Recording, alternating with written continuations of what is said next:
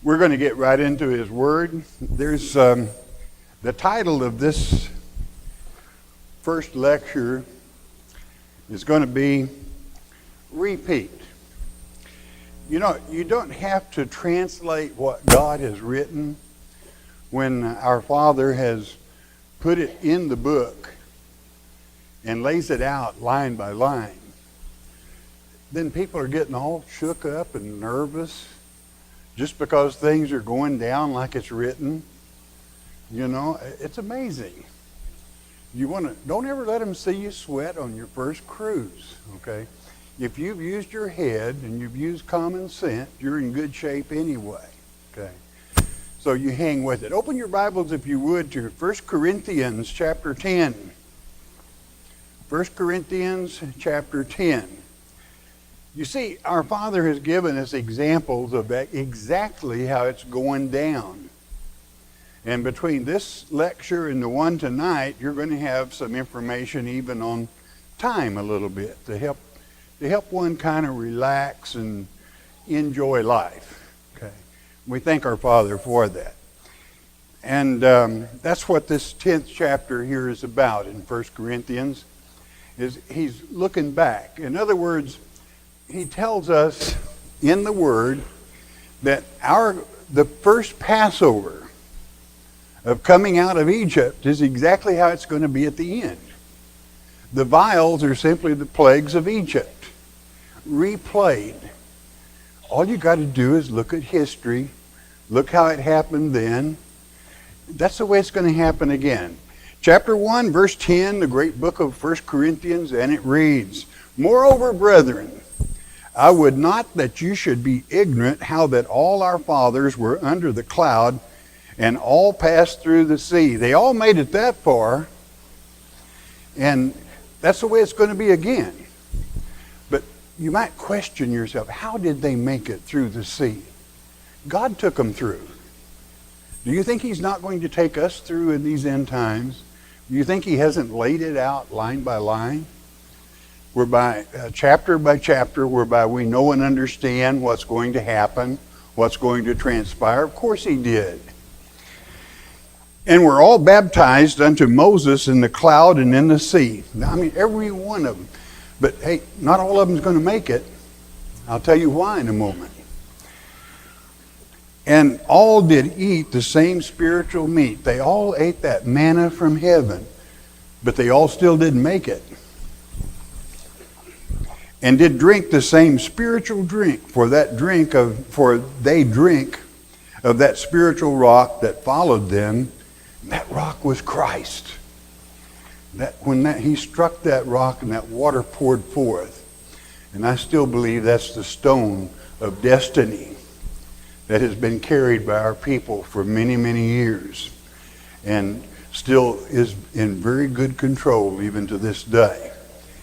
They all drank of that water, but they all didn't make it. But with many of them, God was not well pleased, for they were overthrown in the wilderness. Now, these things were our examples, to the intent we should not lust after evil things, as they also lusted. You don't want to get involved in the things of this world. You don't want to listen to men. You don't want to listen to men's traditions. Your father wrote you a letter. It's pretty simple to understand and read. Why wouldn't you want to believe him and live eternal? Or would you rather listen to men? You don't listen to this man or any other man without checking him out in what Father has said. What he's telling you, this is an example to you, so that you know what's going to happen to you in these end times. Neither be ye idolaters, as were some of them, as it is written, the people sat down to eat and drink and rose up to play. They sit down, they partook of the Father's table. They ate manna, food from heaven, angels' food, and they drank from the rock that is Christ, and still wanted to play right away. Okay, What, following men's traditions? Where's that man Moses? He's been gone 30 days. That's how short-minded some of our people are, okay? And that's how you're going to hear a lot of murmuring in these end times. See, that's why they didn't make it. Is you get people get to ratchet jawing and murmuring instead of listening to God's word, they're not going to make it. Okay. God set it out so simple. He said, this is your example. That's like painting you a little picture and saying, look at this real good. This is the way it's going to happen. But then they play. They got to do their own thing. I must be the important one. Okay. We're all the same. God is not partial to entities. And you know something? He doesn't need somebody to sit on the throne. The last time I checked, he's still there. Okay. And he's doing just fine, just the way he is. All he wants you to do is follow his word. Okay. Verse 8, neither let us commit fornication, as some of them committed, and fell in one day 23,000. Boom. Neither let us tempt Christ, as some of them also tempted, and were destroyed of serpents. Don't let the old serpent get in your chariot with you, okay? We've got a lot of them around in this generation, politically and or otherwise. But don't let that cause your course to go off beam. You stay on the beam. Stay in God's word and watch what's happening. It was written long ago what would happen concerning one worldism. Do you know something? One worldism will never become a fact until Satan himself appears on this earth. Okay? Not going to happen. If you get all uptight about it, well, they're going to change our money. No, they're not. Okay? And so what? We're God's children. We can cut it, whatever happens. Whatever they put in our path, we'll figure a way around it, over it, under it, or through it. Okay? Doesn't matter. We're can-do people. We don't let little things shake us up. We certainly don't let them see us sweat on our first cruise. Okay? God really can't use people that are worried so much for themselves they can't listen to him. That's why they didn't make it. Let's go with verse 10. Neither murmur ye, as some of them also murmured, and were destroyed of the destroyer. Do you know who the destroyer is? That's the Antichrist. That's Satan. You're not for sale. You belong to your Father. You're not going to be deceived by him. But these people that murmur, well, what's going to happen? We're just worried about the event. What are you worried about? God's still on the throne. He's got everything under control. He's told you that these things were going to happen. As a matter of fact, they're going to get a little bit worse for some people, but not you. So you just tighten your old saddle gird up a little bit and get ready to ride. We're going to make it, okay? Verse 11, listen carefully. This is why we came here. Now all these things happened unto them for ensamples, and they are written for our admonition, upon whom the ends of the world are come. So it's up to you. All you got to do is understand it happened. All it's going to do is repeat. And if you have any smarts at all, which you do, you're going to know and understand and know how to handle the situation. Verse 12. Wherefore let him that thinketh he standeth take heed lest he fall. You don't stand on your own. You stand on the rock that's Christ. You let him steer your ship. There hath no temptation taken you but such as is common to man. In other words, you're not different. You're not special. Everything that's happening to you happens to other people. A lot of people wilt under it and can't cut it, but you can.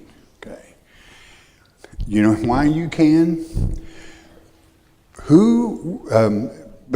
Which is common to man, but God is faithful, who will not suffer you to be tempted above that you are able, but will with the temptation also make a way to escape, that you may be able to bear it. That's the way it is. And our Father is so good in that. And He wants you to know and understand. Those were examples. All you have to do is understand what went down, and you've got it made. Let's go to the book of Micah.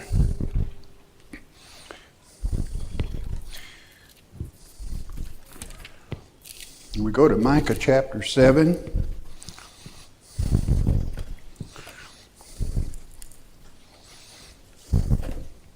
Let's pick it up with verse 1. And Micah knew the minor prophets, the Old Testament, woe is me, for I am as when they have gathered the summer fruits, as the grape gleanings of the vintage.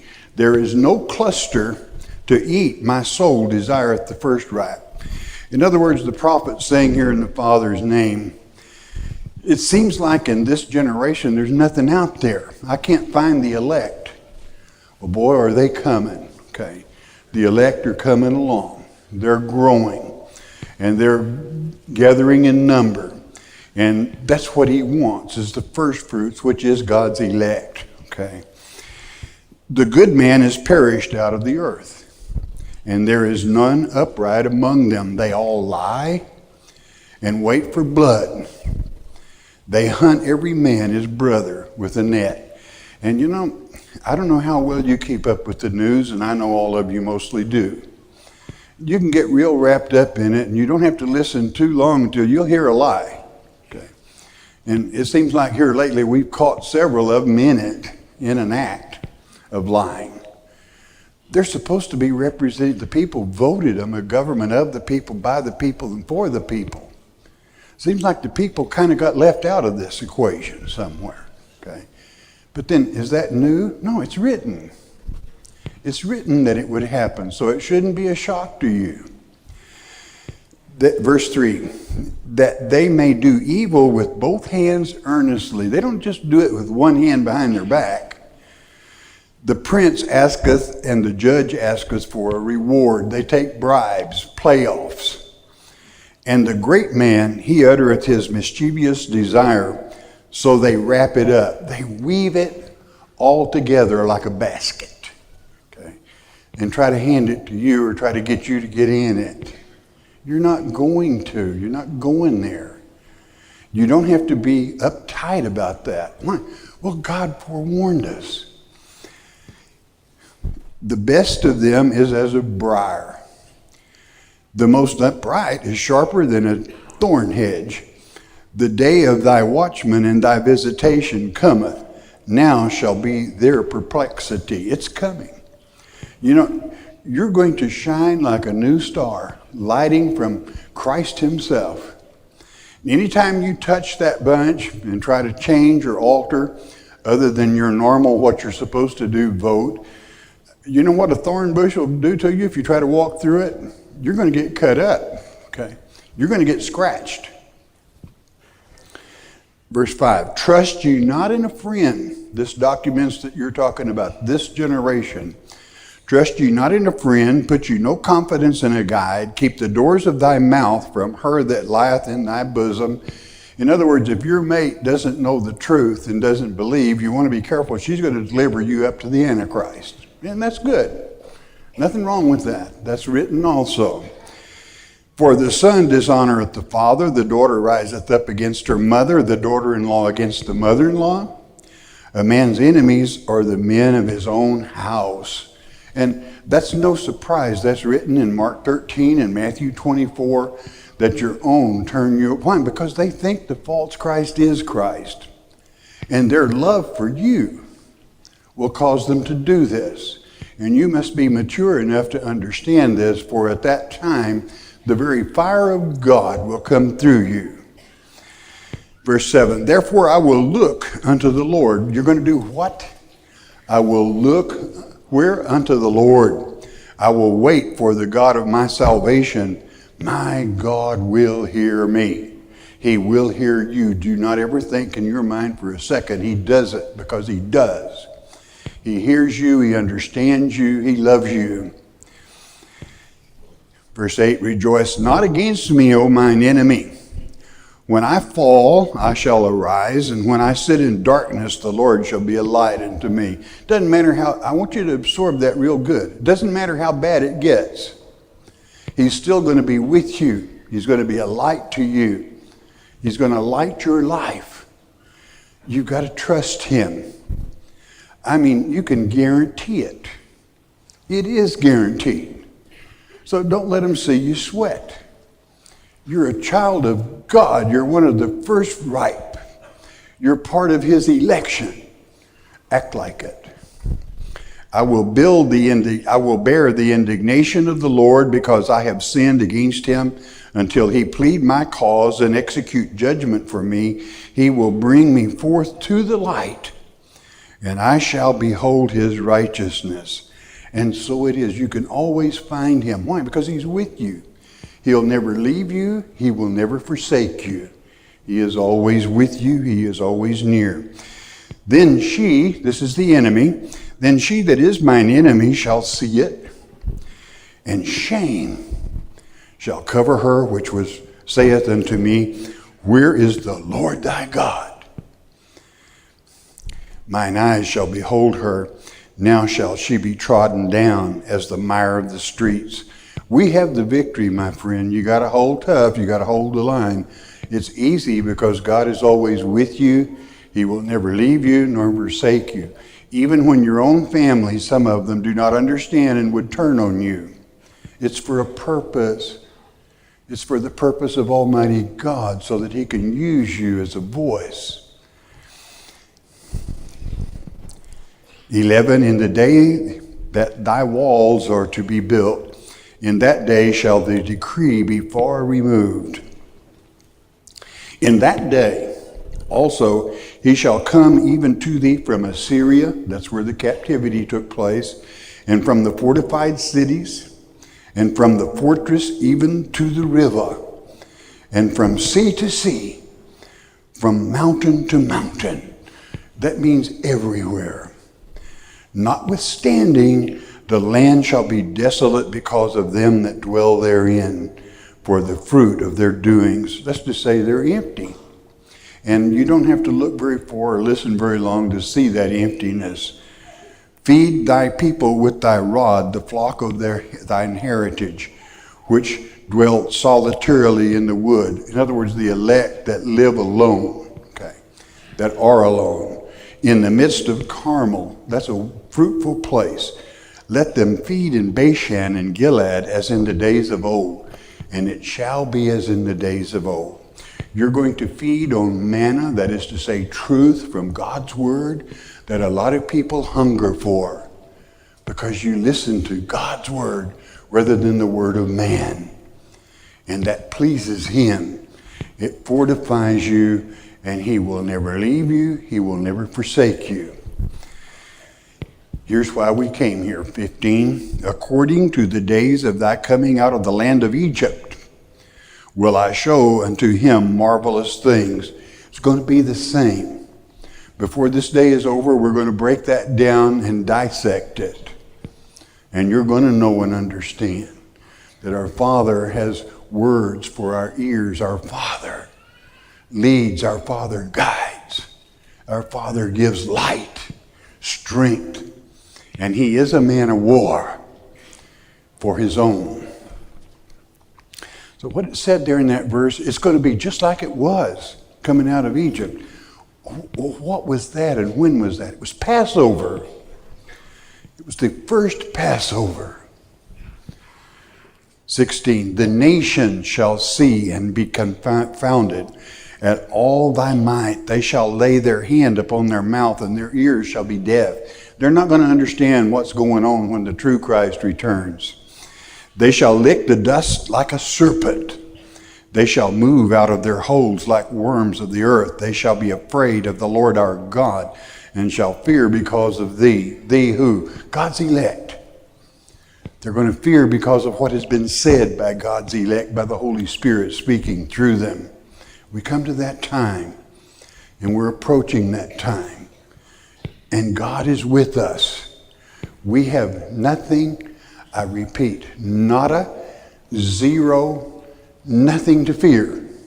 other than fear itself, because God is always with us. He strengthens us.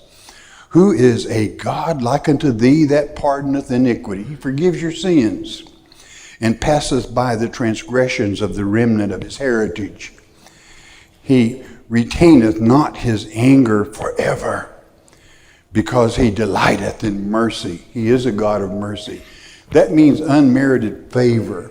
We may not deserve it, but when you love him, he's going to be with you. He's going to guide you. He will turn again. He will have compassion upon us. He will subdue our iniquities. He's going to take away your sin.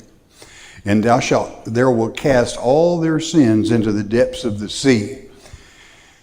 Thou wilt perform the truth of Jacob and the mercy of Abraham, which thou hast sworn unto our fathers from days of old. It's his promise. Do you know something? God always keeps his promises. If you keep yours, if you do your part, he's going to keep his promise.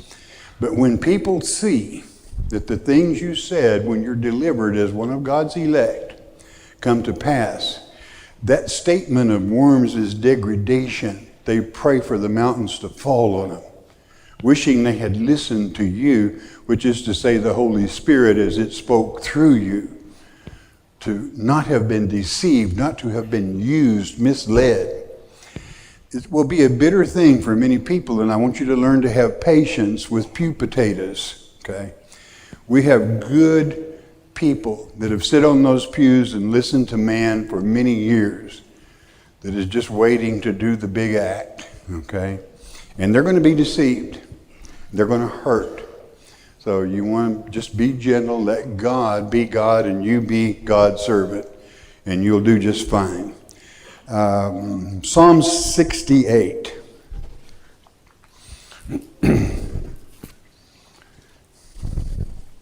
Verse 16. Excuse me. And this has to do with God returning and reclaiming everything, okay? And you can make a home assignment of the first 15 verses. I'm going to pick it up with verse 16. Why leap ye high hills? This is the hill which God desired to dwell in. Yea, the Lord will dwell in it forever. Well, what hill is that? Well, it's Mount Zion. It's where the temple is. And that is his home and his heaven forever and ever. The chariots of God are 20,000, even thousands of angels. The Lord is among them, as in Sinai in the holy place. What was Sinai? It's coming out of Egypt. Just like it was then.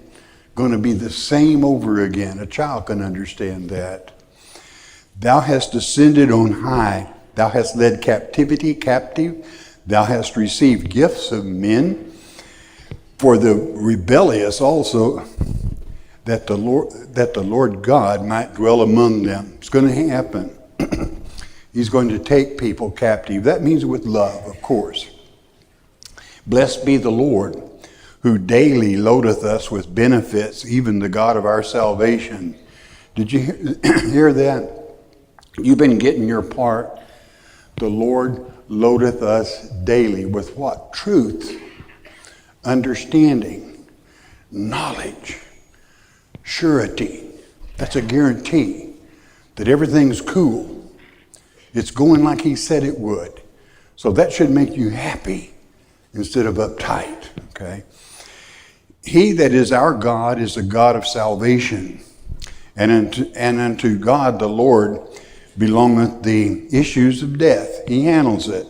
But God shall wound the head of his enemies, and the hairy scalp of such as one as goeth on still in his trespasses. He keeps score. The Lord said, I will bring again from Bashan. That means the fatted place, okay? People on Easy Street. I will bring my people. I'll separate the elect, is what he's saying. Again from the depths of the sea. I'm going to pull those back from the depths of the sea that were even in Egypt.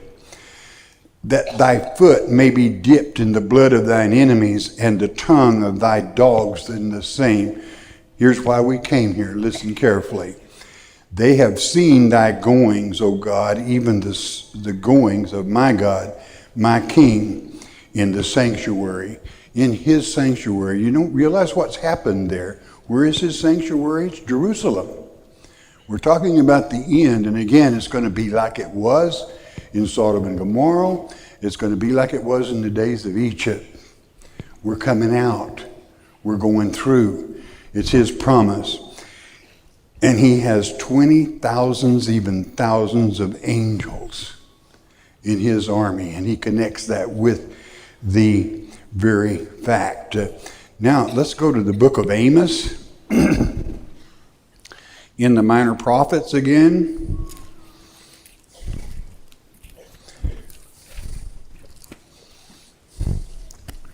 Let's go to chapter 4. I'm going to pick it up with verse 9. What this is a repeat. It's to document to you that he's going to repeat everything, which simplifies it for us today. Praise God. Chapter 4, book of Amos, verse 9. I have smitten you with blasting and mildew when your gardens and your vineyards and your fig trees and your olive trees increased. The palmer worm, that's the locust, devoured them, yet have you not returned unto me, saith the Lord. In other words, our people can suffer all sorts of financial problems overall. And, things can happen bad to them, but do they turn to God? They're turning to government, they're turning to county, they're turning to this, they're turning to that, but they're not returning back to God Almighty. That's what's important, that you return to him. And verse 10, listen carefully. I have sent among you the pestilence. That's the vials that's going to be poured out in the next lecture. After the manner of Egypt. I'm going to do it again. You got that? Don't read over that. The pestilence is coming again exactly as it was there. Your young men have I slain in the sword, with the sword, and have taken away your horses, and I have made the stink of your camps to come up into your nostrils. Yet have you not returned unto me, saith the Lord. They won't listen. It is almost impossible. They snuff and make light even at people that claim to be Christians. And so it is. Verse 11, I have overthrown some of you as God overthrew Sodom and Gomorrah. And ye were as a firebrand plucked out of the burning. Yet have ye not returned unto me, saith the Lord. And it was as Sodom and Gomorrah. You might say, well, how could it be like Sodom and Gomorrah? Well, I don't know. Have you ever heard of same-sex marriages? Where are you? What's happening? Nothing that wasn't predicted. Nothing that wasn't written of. Just read the clock. Okay? Read the time. Pay attention. It is written. And it shall come to pass exactly as it is written. Verse 12, therefore thus will I do unto thee, O Israel, and because I will do this unto thee, prepare to meet thy God, O Israel. Oh, why would you prepare? Because the pestilence is coming. If I warn you of anything this time, I want you to know the pestilence is coming. But I want you to know most of all, it cannot hurt you. Because you're forewarned. And again in the next lecture, we'll get into that. But this is his warning. Just as it was in Egypt, almost, not quite. There's one little trigger we're going into that's different. Just like Egypt. But you are going to be prepared. Verse 13 to complete. For lo, he that formeth the mountains and created the wind and declareth unto man what is his thought. And he does. God lets you know what his thought is. Listen to him. And maketh the morning darkness and treadeth upon the high places of the earth. The Lord, the God of hosts, is his name. It's going to happen exactly as he said it would. I want to go one more place here in these minor prophets. I want to go to Haggai. chapter 2. Haggai, next to the third from the end of the Old Testament. if my computer's working properly here. Chapter 2, verse 1. Oh, no, let's pick it up with verse 3, where he's talking to Zerubbabel. Zerubbabel in the Hebrew tongue means born in Babel, but he came out. Just like you. You might have been born in confusion, but you came out. Okay, when you heard truth, you believed it from God's word. Who is left among you that saw this house in her first glory, and how do you see it now? Is it not in your eyes in comparison as of nothing? In other words, this is when they rebuilt it. Haggai was an old man, and they were building houses for themselves when they returned to Jerusalem, but they didn't build God's house. But then he began to put together a building, all right, but it was a many-membered body, okay, which is what the building is of Christ in these end times. It's his children, okay. And when he says, when you look at this building, which is God's temple, his children, the many-membered body of Christ, that they see the real thing. Verse 4, yet now be strong, O Zerubbabel, you that were born in Babel, saith the Lord. And be strong, O Joshua, son of Josadak, the high priest. And be strong, all you people of the land, saith the Lord. And work, for I am with you, saith the Lord of hosts. This is why you don't want to worry. You don't want to be uptight. The Lord is with you. I don't care what some people might say, where is your God? He's on the throne. And they had better pay attention. You do know. They don't. So we do what God would have us do and let the Spirit lead. According to the word that I covenanted with you when you came out of Egypt. There it is again. It's going to be the same thing. How many times do we have to read it before it settles in? It's all a replay. So my spirit remaineth among you, fear ye not. You know what it was. That's how it's going to be. What are you afraid of? That's what your Father is saying. He wants to comfort you. He wants to lead you and let you know he has a plan. And that happened the first time as an example. You know, most people can learn when they see or are educated by example. A lot of people can't. Why? Because they want to make it too complicated. Okay. But God likes to simplify it.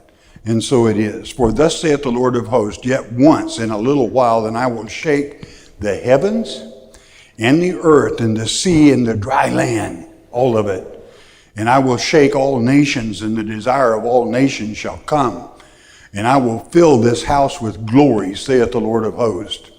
The silver is mine and the gold is mine, saith the Lord of hosts. The glory of this latter house shall be greater than of the former, saith the Lord of hosts. And in this place will I give peace, saith the Lord of hosts. And so it is that he shall. He's going to give peace. He's going to give world peace. It will be the peace that the Antichrist would have you believe and follow, but that God brings.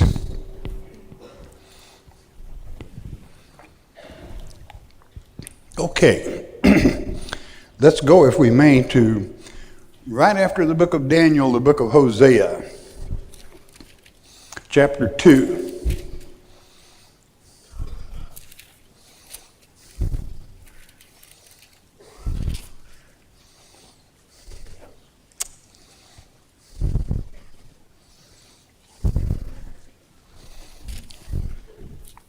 Hosea chapter 2, pick it up with verse 14. And we read there, therefore, behold, I will allure her and bring her into the wilderness and speak comfortably to her. That's his bride to be, okay? And I will give her her vineyards from thence and the valley of Acre for a door of hope. And she shall sing there as in the days of her youth, and as in the days when she came up out of the land of Egypt. Well, that's because it's the same thing, okay? And it shall be at that day, saith the Lord, that thou shalt call me Ishi, and shall call me no more Baali. The letter I after Ish means my husband. Ish means husband. With the I, it means my husband. That's what he's going to be called. Well, what does that mean? It means a wedding's taking place. So that sets the time. And it's going to be just like it was in Egypt. Passover. And I will take away the names of Balaam out of her mouth, and they shall no more be remembered by their name. And in that day I will make a covenant with them, and with the beasts of the field, and with the fowls of heaven, and with the creeping things of the ground. And I will break the bow and the sword and the battle out of the earth, and will make them to lie down safely. They're going to have peace. We're going to be in the millennium. And you're going to be there. And I will betroth thee unto me forever. How long? Forever. And I will betroth thee unto me in righteousness and judgment, in loving kindness, and in mercies. That's unmerited favor. A lot of us don't deserve it. But he said, if you love me, it's going to happen anyway. I will even betroth thee unto me in faithfulness, and thou shalt know the Lord. And it shall come to pass in that day, I will hear, saith the Lord, I will hear the heavens, and they shall hear the earth, and the earth shall hear the corn, and the wine, and the oil, and they shall hear Jezreel. Jezreel was the first child born to Hosea, and it means scattered and sown. God sowed his elect. He scattered them after the first earth age, and they were sowed into this earth, and they will be claimed.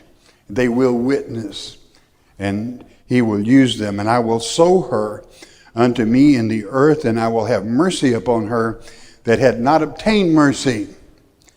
And I will say to them that were not my people, thou art my people. And they shall say, thou art my God. How many times, we could go on, we're not going to, that it's going to be just like it was, a repeat.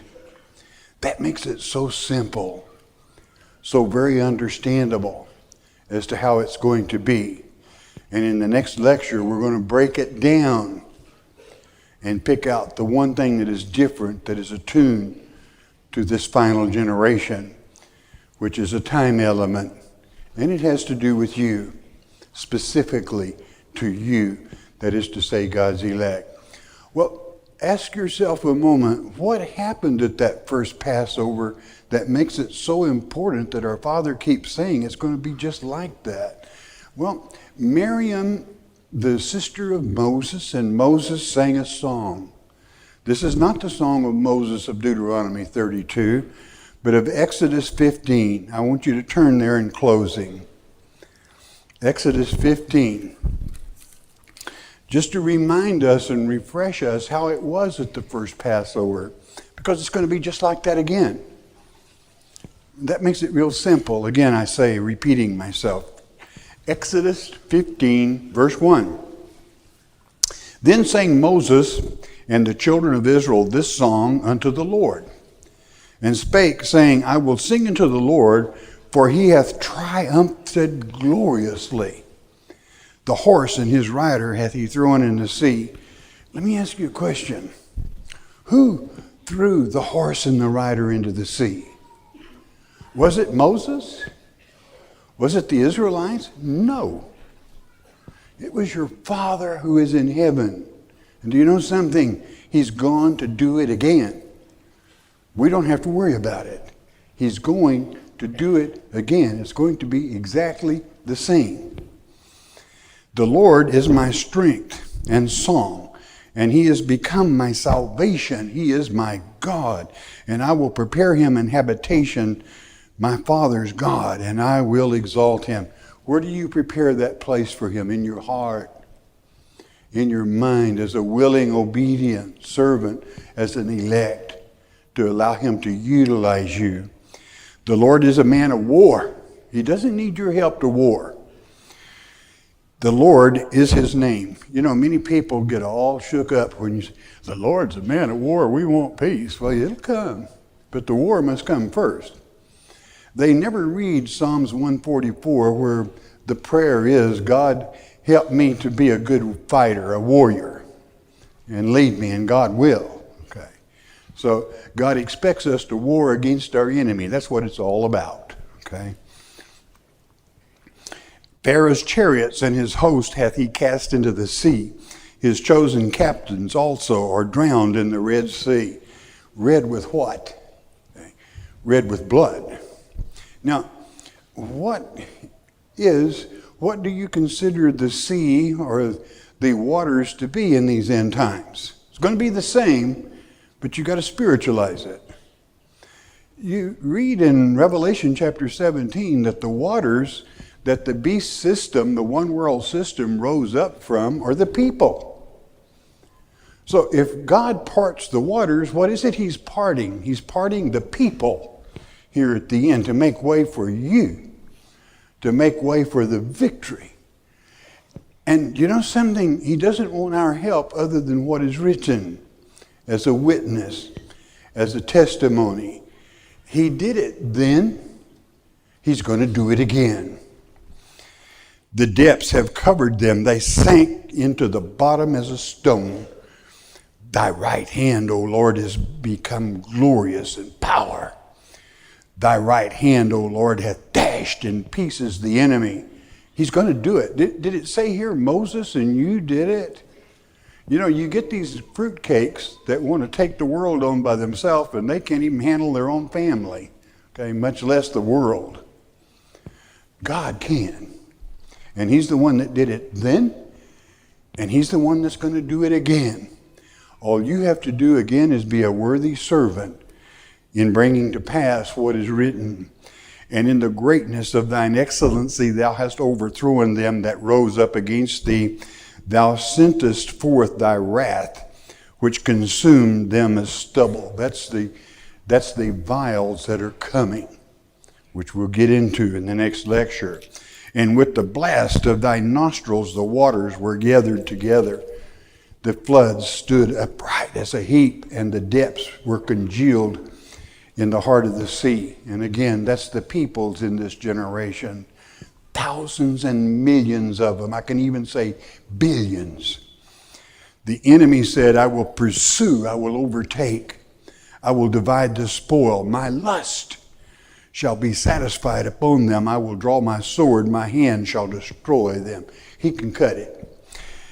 Thou didst blow with thy wind, the sea covered them, they sank as lead in the mighty waters. And there's not going to be any victory against our Heavenly Father. He can cut it, he can handle it. And if you want to be on the winning side, I'm warning you, you better stop murmuring, if you do, and listening to garbage. Because Father can cut it, and he does not like people that murmur and do not trust him. When he says he's going to do it, he can cut it. When he says I'm going to bring it to pass, he will bring it to pass. Where are you going to be? I hope you're in the saddle with him. Because as a witness, verse 11, who is like unto thee, O Lord, among the gods? Who is like thee, glorious in holiness, fearful in praises, doing wonders? Thou stretchest out thy right hand, the earth swalloweth them. All he has to do is speak, and it's done. Thou in thy mercy hast led forth the people which thou hast redeemed. Thou hast guided them in thy strength unto thy holy habitation. You want to be there, my friend. You want him to lead you. You want him to guide you. You listen to him. You don't listen to this man or any other man. You check it out in the Word of God. You know, I mean, we've got some mighty young children that can tell you and write out in detail what happened in Egypt. Okay, if you ever have any questions, ask one of them. Okay, because it's going to be the same. God said it. I believe it. I always have, and that's the way it's going to be. The people shall hear, and be afraid. Sorrow shall take hold on the inhabitants of Palestine. Listen to your peoples here, my friends. Then the dukes of Edom shall be amazed. The mighty, that's Russia of today, okay? The mighty men of Moab, trembling, shall take hold upon them. All the inhabitants of Canaan shall melt away. You know where Canaan went. Fear and dread shall fall upon them. By the greatness of thine arm they shall be as still as a stone till the people pass over. Underline that in your mind. Listen to what I said.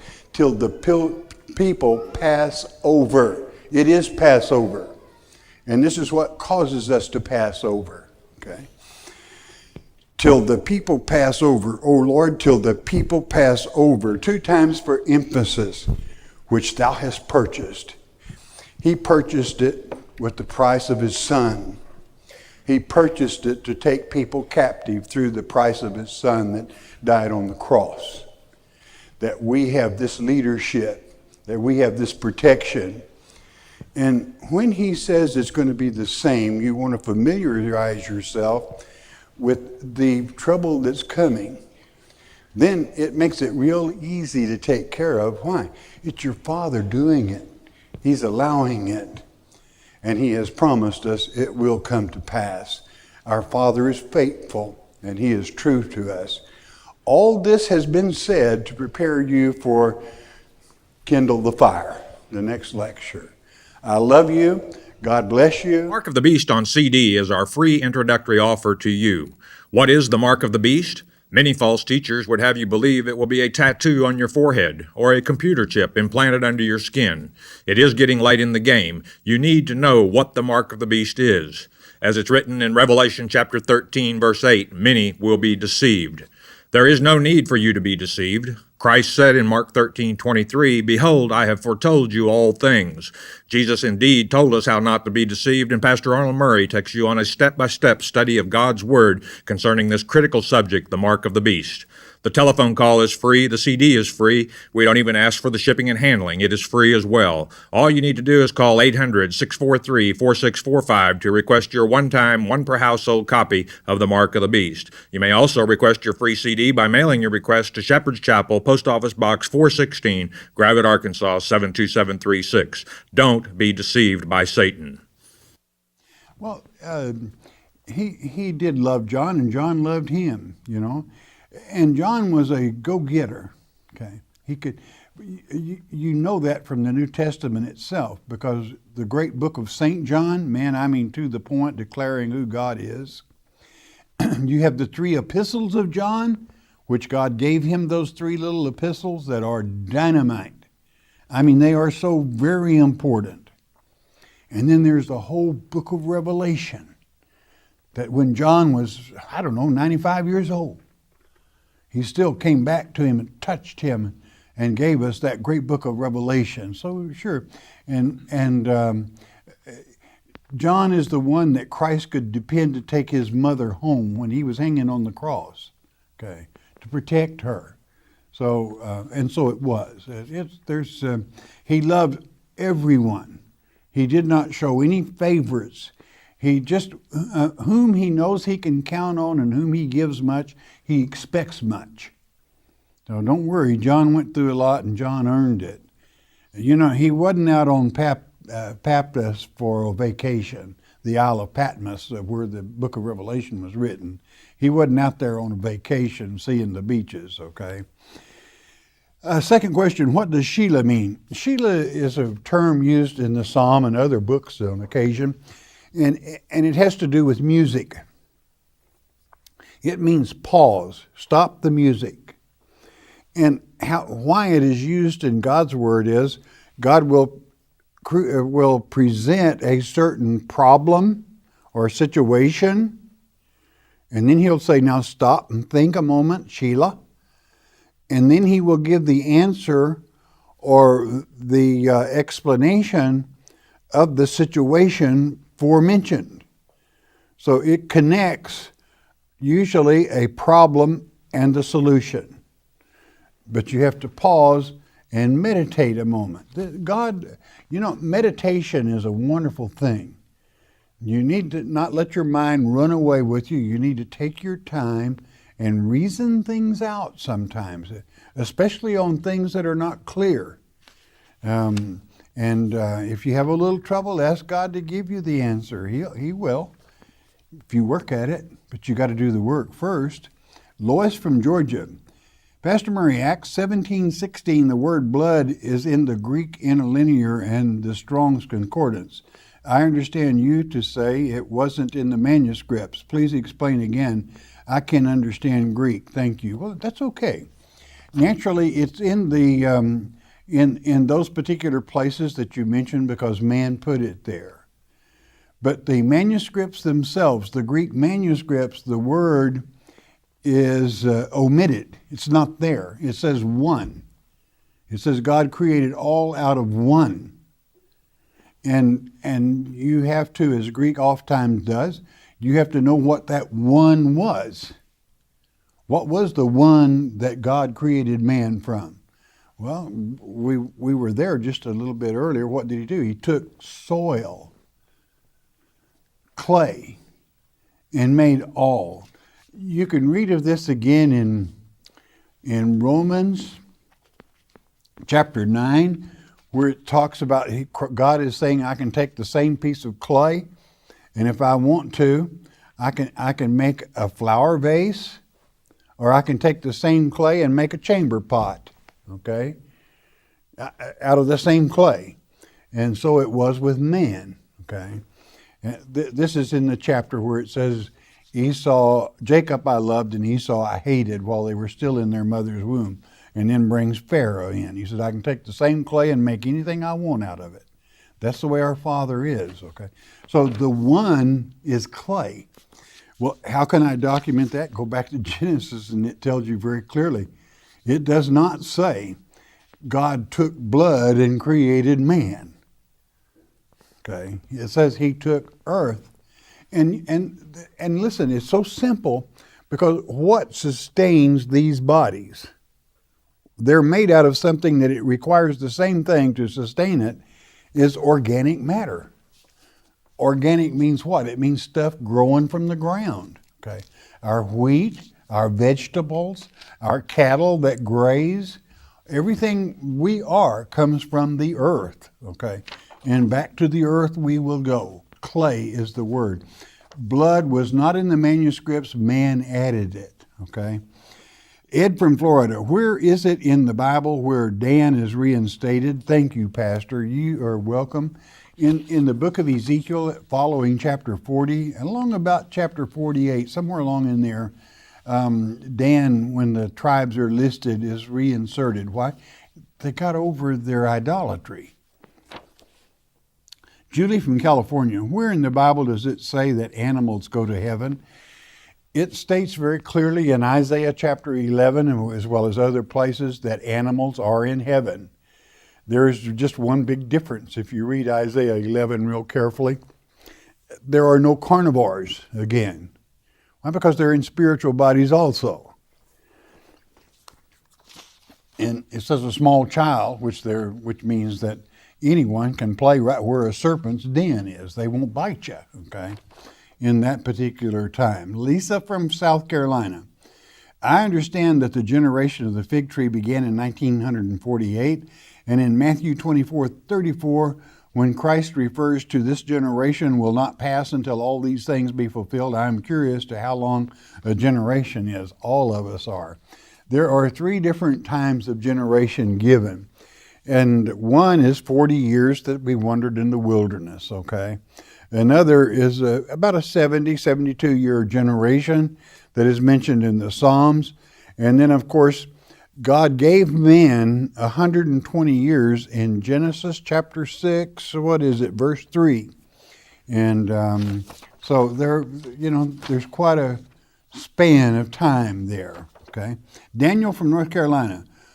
There's one thing you want to remember. It is not given that we should know the exact instant, but you better know the seasons. It's obvious you do. You're in good shape. Daniel from North Carolina, when we get to heaven, will we look the same, know other people that we knew in the flesh and live with our families? It is written that we will know and recognize families because in Ezekiel 44, the millennium chapters that I aforementioned a moment ago, that you are able to help, if you overcame, you're able to help a loved one that maybe didn't, okay? So if you didn't recognize them, you certainly couldn't know them to help them, right? Okay, answer your question. Timothy from New York. What is the mark of the beast? The mark of the beast is what God placed in their forehead. Well, what's in your forehead? Your brain. The mark of the beast is for someone not to be taught that the false Christ comes first, whereby they have received the mark that they will worship the first Christ that appears, and that's the Antichrist. Okay. Ignorance is not bliss. When it comes to theology, that is to say, knowing and understanding the love of your Father, He wrote you a letter telling you what that mark was, that it's in your forehead, and some will have it in their hand, meaning they won't only believe on Him, but they'll be doing His work. Thinking they're serving Jesus, thinking, boy, I've got it made, I'm heaven bound, and you're headed for hell just as sure as God made little green apples. Okay. Well, how is that? Well, you didn't study God's Word. Because He'll make it so clear in Matthew 24 that a child can understand and not be deceived. That's what the mark is people not knowing there are two Christ. There are two separate times of tribulation. One for Antichrist, one for the true Christ. I'm out of time. Hey, you know what? I love you all because you enjoy studying our Father's Word chapter by chapter and verse by verse. Most of all, God loves you for it. He truly does. When you study His letter, it makes His day. And when you make His day, He's sure going to make yours. We are brought to you by your tithes and offerings. If we've helped you, you help us keep coming to you. Once you do that, bless God. Again, He will always bless you. But I want you to listen to me good. Most important, that you stay in His Word. Every day in His Word is a good day, even with trouble. Do you know why? Because Jesus, Yeshua, is the living Word. Hearing God's Word with understanding will change your life. We hope you have enjoyed studying God's Word here on the Shepherd's Chapel Family Bible Study Hour with Pastor Arnold Murray. If you would like to receive more information concerning Shepherd's Chapel, you may request our free introductory offer. Our introductory offer contains the Mark of the Beast audio tape, our monthly newsletter with a written Bible study, a tape catalog, and a list of written reference works available through Shepherd's Chapel. To request our free introductory offer by telephone, call 800-643-4645 24 hours a day. You may also request our introductory offer by writing to Shepherd's Chapel, Post Office Box 416, Gravette, Arkansas 72736. Once again, that's Shepherd's Chapel, Post Office Box 416, Gravette, Arkansas 72736. We invite you to join us for the next in-depth Bible study each weekday at this same time. Thank you for watching today's program, and God bless you.